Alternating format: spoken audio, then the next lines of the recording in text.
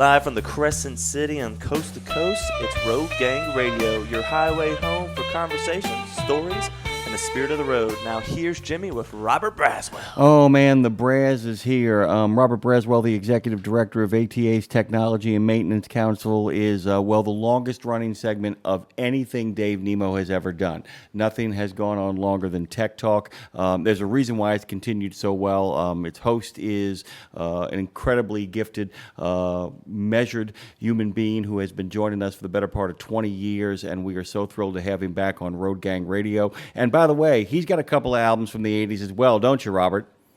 Oh, absolutely. That's my time frame when it comes to music, and there's so many to pick from, but I'm going to pick a couple that I think are a little bit off the beaten path. The Bangles I thought were just awesome. Different Light, Walk Like an Egyptian. That was just such a hot song, and that group was just so hot to begin with. And then another one I really liked of that time era was Stevie Ray Vaughan. He did a live album. I think it was called Alive, and that was an awesome double album. By the way, Robert, you'll be pleased to know both albums, I actually went into the index instantly, both albums are on the list of the 501 essential albums of the 80s. Well done, sir.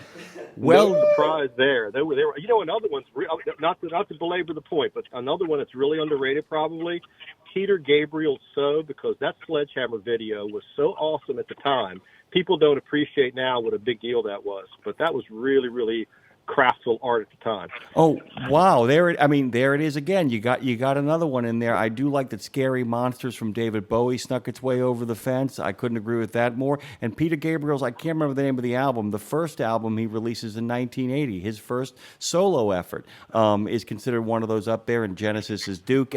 Robert, you would love this book. It is just right up your alley. But it's a great way. We're going to spend our summer talking about music, but I know you got a show to get to today.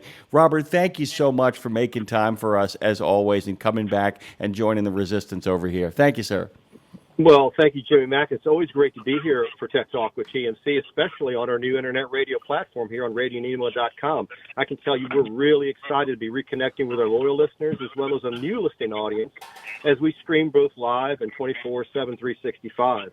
And this week, we're pleased to welcome to the program Todd Cotier, a past general chairman of TMC and a fleet management expert with more than 45 years of experience in the area. He served in a number of different volunteer positions in TMC, our study groups, our task forces, our board of directors, but more importantly, he knows what he's talking about when it comes to vehicle maintenance. And we're going to be talking today about what you need to know when it comes to preparing your vehicle for the hot summer driving season. But before we get started, we always like to make a special offer available to our listeners, and this week it's our Preventive Maintenance Inspection Manual for technicians. We're offering it for the special price of just $25 plus shipping and handling. Go ahead and order it by calling toll-free at 1-866-821-3468. Mention the show, and you can get it for that special price. Also, if you're an owner-operator or a small fleet, you got 100 or fewer power units, and we'd love to have you as a member of the Technology and Maintenance Council. Join us today. You will get our 2-volume recommended practices manual and many, many other good benefits. So just call that same toll-free number if you're interested in signing up. And got to get this disclaimer out of the way. We always remind our listeners at the top of the program that any recommended practices we talk about reflect the consensus of our members. We offer them as recommendations only, and everyone must first determine for themselves if they are safe and appropriate for their operation. Please remember that TMC doesn't endorse any product, person, or service, and the opinions expressed in the show are those of the individual and not necessarily the opinion of his or her company, nor TMC, unless stated otherwise. And with all that out of the way, please welcome to the program Todd Cotier. Good morning, Todd. Good morning, Robert. Good morning, Robert. Pleasure to be here today. Great to have you, Todd. So, we've talked about this a lot of times, just off air. If you're doing the right things when it comes to maintenance, or it doesn't matter what season it is, winter, summer, spring, or fall, you should be just doing the right things all year long. But summer does have its unique challenges and will stress certain parts of the vehicle more than other times. So let's kind of walk through what you think are your top, 10, 15 recommendations that folks should really think about when it comes to vehicle maintenance in preparation for the hot summer driving season. So to me, hot summer driving season means proper operating cooling system. Your antifreeze coolant, you want to make sure that you check the freeze point and that you have a 50-50 mix is optimal of antifreeze and water. And you want to pressure check the cooling system, but you'll also need to pressure test the cooling system pressure cap.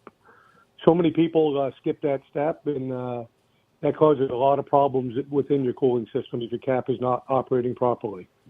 Well, for years, Todd, it's true that, the systems were not pressurized. So if you're an old timer in the industry, you may not be used to having a pressurized cap, and that might be something you overlook. But at least for the last 20 years, right, it's been at least pressurized to what, 10, 15% PSI? Correct. Yep. At least 20 years. Probably 40, but. Well, I really feel old now, Todd, but that's okay. Thanks for doing that. But that's important. So, having the pressurized system is important. We should explain to the listening audience, because that gives you a better performance range in terms of your coolant temperature control, right? It does. It controls the boiling point of the coolant, antifreeze coolant. Okay, great. Let's go ahead and continue on with the cooling system. Okay, so my next topic would be inspect all coolant system hoses, tubes, and clamps. Ensure proper routing and clipping of all coolant system hoses. So one of my big themes is routing and clipping, and that's making sure that your hoses, your cables, your wiring harnesses are not being interfered with anything. They're not rubbing or chafing on anything. I feel a large percentage of maintenance-related items are caused by routing and clipping deficiencies. Yeah, that makes a lot of sense. And that can happen right from the factory new. I know when you were chairman of the council, we did a demonstration at our TMC annual meeting where we're trying to find all the different things that were wrong with the vehicle. A lot of times you'll spot these routing and clipping issues right off the factory floor, won't you? Yes, you will. Yeah. And they're getting better, but yeah, they're still there. The issues are still there. And then the other thing is your radiator free of debris? Are there bent or damaged fins? Bent or damaged, distorted fins and a dirty radiator will reduce the cooling efficiency of the cooling system. So you have to have that airflow. If your bug screen cleaned off, if you have one, and you just need to make sure you have adequate airflow through your core of your cooling system. So, if you're cleaning your radiator, you're supposed to clean it from the back out, right? Because that's the reverse of the way that the bugs and the gunk got into the radiator to start with. But it's kind of tricky sometimes. You just can't just get a water hose in behind that radiator to do that. I know some fleets actually create they'll get like a wand that you could actually wand in behind the radiator with little holes, in the shaft, and then that will go ahead and give like a jet spray and force all that debris outward away the way it came in, right? Correct, and you have to be careful how you're cleaning that, because you can damage the fins with your cleaning methods if you're not careful. What else we got with the cooling system? Right, so on the cooling system, inspect the engine belts and pulleys, replace damaged or worn belts, and an idle or pulley failure will leave you stranded along the road in a second. Oh, yes, it will. So anyhow, you want to check all those and make sure you don't have any issues while you're home or at your terminal. Is it a good idea when you're replacing a belt to go ahead and change the idler pulley at the same time? I think it's a good idea. They've all worked in unison with one another. So, yeah, but there used to be a big failure rate on idler pulleys. I think that's reduced over the years, but that used to be a high-maintenance item. And then the other thing would be inspect your engine fan with the engine off, of course. Grab the engine fan blade and check for play. And if you're equipped with an air-operated fan, check for air leaks, and again, routing and clipping of the air lines to the fan mechanism. One thing about the engine fan, of course, a lot of them are electronically controlled now, right? But if you've got too much engine fan on time, that's going to rob you of fuel economy, won't it? It is, yes, it will. It's huge what that'll do, and the horsepower that'll take away from you. Yeah, because that's a certain amount of horsepower. It's sort of like a parasitic load, right? Because it's belt driven. That's one of the reasons why maybe when they go to the new generation electrical systems, if we go to like 24, 48 volts, they're talking about electrifying a lot of those systems so they're not parasitic loads on the engine, and that would kind of eliminate that. But we're not quite there yet, are we? No, we are not quite there yet. But years ago, we never put manual engine fan switches on our trucks because the driver would turn that on and never turn it back off again. Right. So then it would rob them of the horsepower. So yeah, and it's like 35, 40 horsepower in some applications, right? It's not insignificant. it is. Yeah, it's a big number. Yeah. You don't think of it being that big. If you got like a 350 horsepower engine, and that sounds small today, but back in the day, that wasn't that small, and that was a lot of horsepower. So yeah, something to be aware of. Something to be aware of even today. Absolutely. What about the fuel system? Well, the fuel system, my recommendations would be change the fuel filters at your regular intervals, but also make sure you inspect the fuel water separator if your vehicle is equipped, and drain the water if needed. If you do have excess water in your fuel water separator, which is your first filter, your first line of defense, you might want to dig deeper and check your tanks for water. And most tanks have a drain plug on the bottom at the low point, and you might want to just crack those and see what you get out of there. Water will come out first. So. Yeah, absolutely. Good advice. Also, something else you don't usually deal with in the winter, but the AC system. Air conditioning is so important to keeping the cab cool and comfortable. You do use the air conditioner because of blended systems in the winter, right? If you're doing your defroster, often it's a blended system, but we really don't think about that until it gets hot outside. We need that air conditioner. But in order to have that air conditioner working, you really have to keep up the maintenance on it. Yeah, you need to check the operation of your air conditioner. You should also change the cabin air filter annually. And if you have a furry pet in your truck, I would highly recommend that you inspect your evaporator and heater core. Both in the cab and the sleeper for pet hair restrictions. I can tell you horror stories back when I was a tech that with those systems clogged with hair and how they would raise havoc on a repair because you couldn't get airflow to move the heat in or out of the cab. So checking that cabin air filter would save you a lot of time because getting to that heater core isn't always the easiest job, right? It is not the easiest job, that's for sure. It's a terrible job. I've done it. It's not an easy job. Would not want to do that again. Let's move on to tires. We always talk about the importance of tires. It's not the rubber that keeps you moving. It's the air in the tires that keeps you moving down the road. But there's all sorts of things you got to pay attention to make sure you're doing it right. Let's start with that. What do you got to worry about tires in the summer? Yeah, so check for proper air pressure. Make sure they're all consistent across your truck. Your steer tires might have take more air pressure than your drive tires, but make sure they're consistent. Your tread depth. I'm a big believer in not running much below 30 seconds in tread depth year round. And then, of course, after you check your tire pressure, you want to make sure there are valve caps installed. One manufacturers don't call those a valve cap; they call them an air stop. So they're very important. But it's important to have because that's the final gateway to make sure you're not losing air. The Schrader valve only does so much. You really need that valve cap to seal it off, completely. That is so true. So it's important to have adequate tread depth for traction. You would think this is prepping for winter more so, but you need adequate tread depth to reduce the risk of hydroplaning during the summer rainy season. So tread depth is important year round. And again, my recommendation is don't go below 30 seconds and move them back to the trailer at that point. So it's worth noting about tires.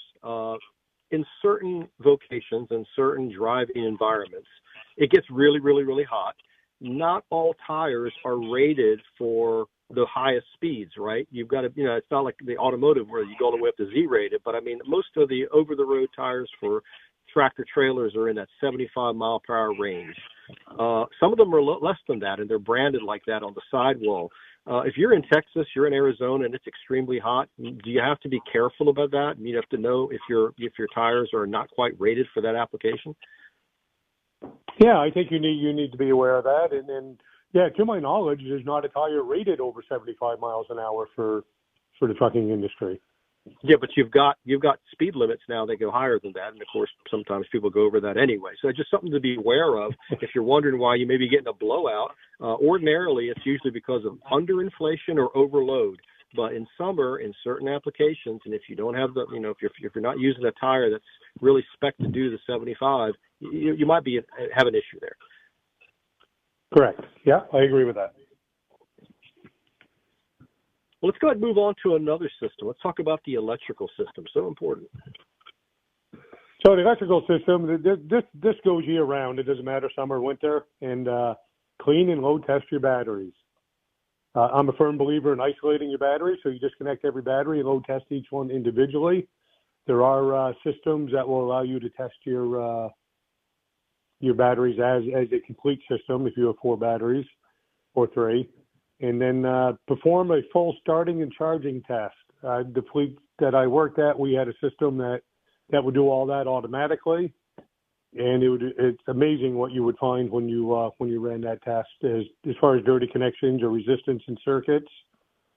And then again, one of my pet peeves is inspect all wiring harnesses for routing and clipping deficiencies. And to me, this is the cheapest maintenance you can perform. Ensure that all your wiring harnesses are securely fastened, not chafing or rubbing on anything that may cause damage. Let's talk a little bit about the windshield. We don't talk about the windshield very often, but, in the summer, you get bugs and all this stuff. It's really hard to keep it clean. Having the right kind of formulation for your windshield washer fluid is really important. You want something that's going to be able to do the job. You're not so worried about it freezing up, of course, in the summer, but it's got to be able to do the job and keep that windshield clean. Also, wiper blade condition. Your wiper blades may not be in the best of shape after having come out of the winter, right? So maybe you need to pay a little attention to that as well. Oh, definitely, your wiper blades. And the other thing is a sandblasted windshield. I mean, that's just like looking through a prism, to a rainbow to, get clear vision. So you want to be aware of that. More daylight sunshine hours in the summertime than you do in the wintertime. Let's talk about brakes. Brakes are so important too. Hot driving season, a lot of thermal expansion, contraction. What do you need to know about brakes? And there's different kinds of brakes now. Everybody knows that disc brakes are becoming more and more popular in the industry, but there are a little bit different maintenance considerations for discs than there are for S-cam drums, right? Oh, there are. So inspect your brake shoes and pads, drums, and the rotors. And just last weekend, I was in the mid-Atlantic states, and the sudden stop-and-go traffic was endless. So make sure your brakes are properly adjusted, and you can actually do that from the driver's seat. So what we used to teach our drivers is you build up your air pressure to system pressure, whether that's 120 or 140, and then release your tractor brakes only. Depress your brake pedal all the way to the floor, count to 2, let off, count to 2, and do that about 10 or 15 times, cycles, and that will adjust your brakes. So most automatic slack adjusters, they adjust on stroke. So typically all day long, the driver's driving down the road and they're just tapping the brakes. Very seldom are they having a hard brake incident. So your slack adjuster is not going a full stroke and grabbing the next notch or 2 that it needs for an adjustment. So after you do that, then build up your air pressure again and repeat the process, but you'd pull out your tractor parking brake and push in your trailer parking brake if you are driving a tractor trailer, and do that same process again. In essence, if everything is working right, you have just adjusted your brakes and didn't get any grease on your fingernails. Speaking about air systems and air dryers and such, often people talk about, the need to drain your wet tanks, and they say you should drain your wet tanks daily. But, at TMC at Nashville, we were getting a presentation from one of our very good members that is in the brake industry, and he's saying that's kind of a modern myth. On a tractor, if the air dryer is working properly and, your desiccant's working properly, you might be having some counterproductive issues if you drain your wet tanks every day on the tractor. Do you agree with that? I do agree with that, but it doesn't hurt to check that every once in a while to make sure your air dryer is working properly. Again, the keynote speaker was talking about if the air dryer is working properly, that is something you don't have to do daily. But you still need to confirm that. That's true for anything in the brake system because, the S-cam brake system usually gets a lot of grief because it's a little bit more slop in the system just by its nature. But as long as you're doing all the proper maintenance with it, it's a very, very good and cost-effective brake system. But you got to do those things, and you shouldn't do things like reuse components when you do your brake line or you do your repairs. Right, and you want to measure before you replace. I'm a firm believer in that. Make sure you know why you're replacing parts. Don't just replace them because the technician the next bay over, that's what he does all the time. You could either be a parts replacer or a technician, so you need to know exactly what you're doing and why you're doing it. That's a good point. And not to, consider this an afterthought, but you should also consider the after treatment system. So important on modern vehicles ever since the mid 2000s. And they get a lot of grief about the difficulty sometimes of maintaining your after treatment system. There's so many different parts in there, and there's so many issues. Sometimes it's an issue in the winter, but something you got to keep with all year long. Let's talk about after treatment. What are some of the things you got to be cognizant of when it comes to the SCR, the DEF, and the DPF, et cetera? Well, the DEF, you want to make sure you're putting clean DEF in your system. Make sure you're putting it in the DEF tank also. Putting DEF in your fuel tank causes a lot of heartache and headache and expense. But you also want to make sure there's no exhaust leaks in your system, and make sure everything's tight. Make sure, no check engine lights, and I don't know, just make sure there's no loose connections, loose parts, vibrating parts. Is it getting better in terms of some of the sensor reliability? For a long time, people had issues with sensor issues and after treatment systems. Yeah, after treatment. So I was fortunate. I was at a fleet and we run auxiliary power units, so our idle time was reduced immensely by having those systems.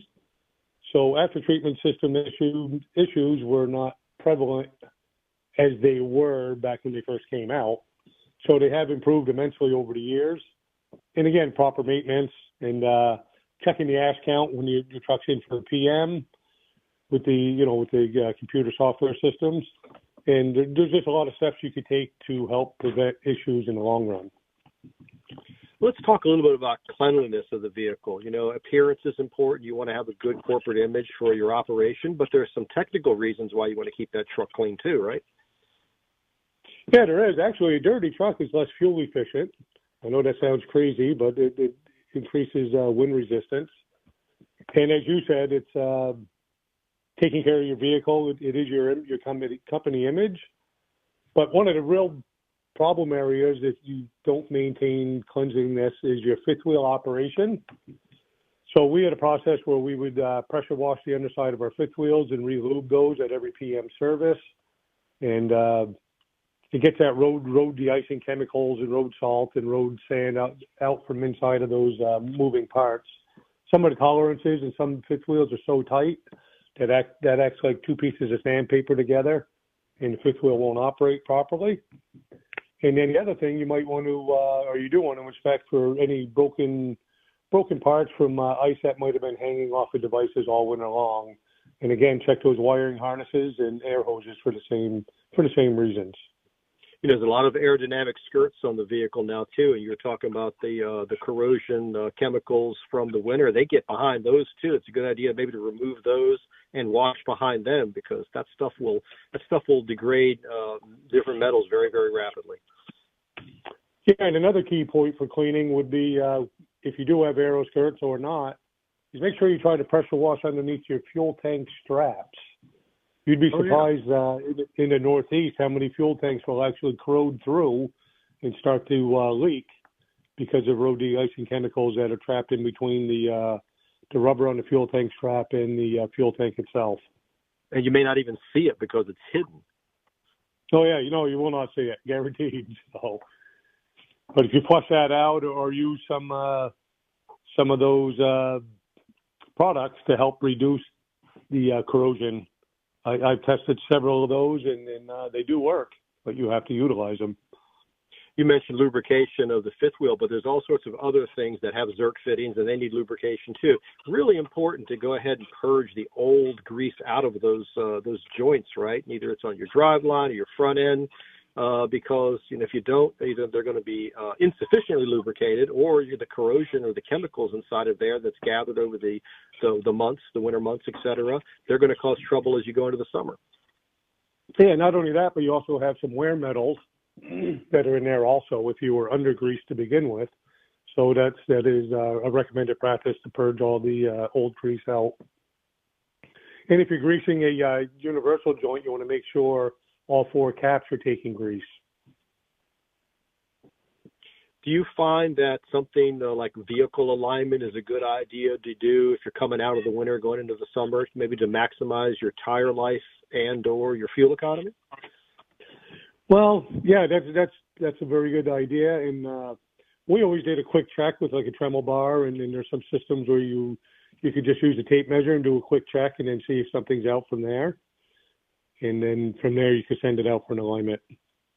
But some of that stuff you could, if you're more of an established fleet, you could take care of some of that in-house. But is that something you do as part of your regular preventive maintenance? You bring it in once a year for the annual inspection. You're checking that at least once a year, right? Correct. Yeah, and of course you're always reading your tires by rubbing your hand over your tires, and you can tell if you have toe in or toe out, or you could look for different wear characteristics in your tires.